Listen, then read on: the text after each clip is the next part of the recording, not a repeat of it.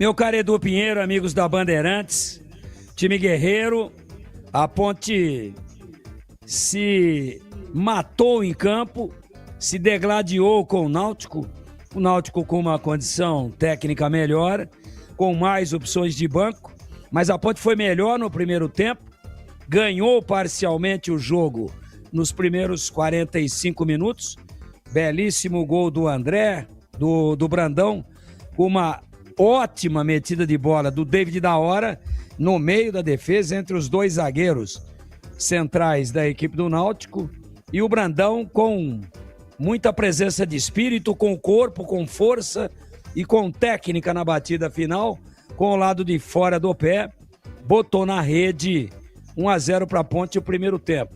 Segundo tempo existia sim essa preocupação de que a Ponte pudesse sentir o ritmo físico.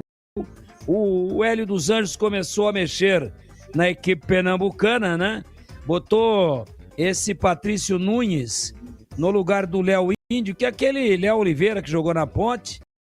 Ele estava ali num híbrido entre um primeiro volante e um terceiro zagueiro, participava daquela saída de três a todo momento, mostrando que o Hélio tinha intenções ofensivas, porque esse Patrício Nunes, ele é um meia atacante.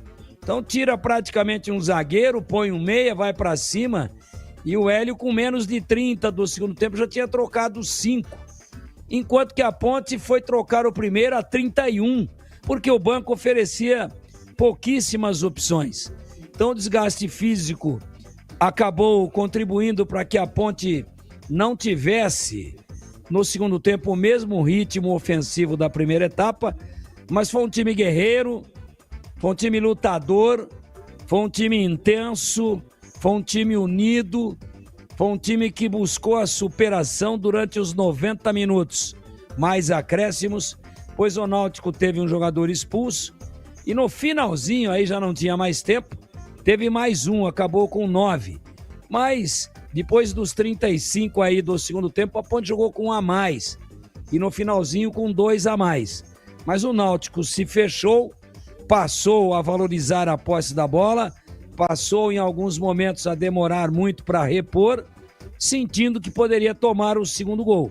Então a Ponte terminou martelando o Náutico, não fez o segundo gol, mas foi um time organizado, extremamente competente na marcação e muito aplicado fisicamente, com boa distribuição em campo, com improvisações, como por exemplo o Baianinho de lateral esquerdo no primeiro tempo, depois parte do segundo e parte do segundo como lateral direito, como o Juan, que é um volante de lateral direito.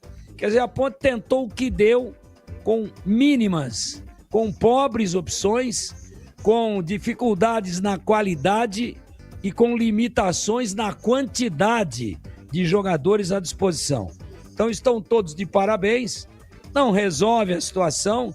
A Ponte na 22ª rodada vai de 9 para 10 pontos, mas o recorte único só desse jogo pode ser considerado como um bom resultado pelas dificuldades, pelas circunstâncias, e eu gostaria de rotular o time como um time guerreiro, valente e que honrou as tradições da Ponte numa partida, volto a dizer, de extrema superação.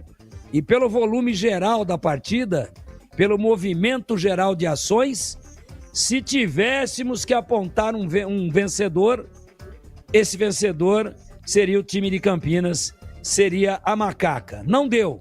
1 a 1, com a Ponte martelando a cabeça do Timbu até o finalzinho atrás do segundo gol. Surpreendendo e se superando.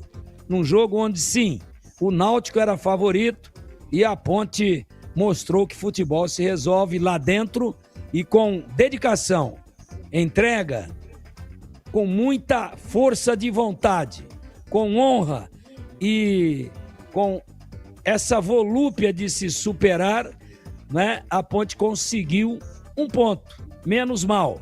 O normal seria ter perdido. Essa era a projeção. E a Ponte foi buscar pelo menos um ponto e estão todos de parabéns. Edu Pinheiro. Olha,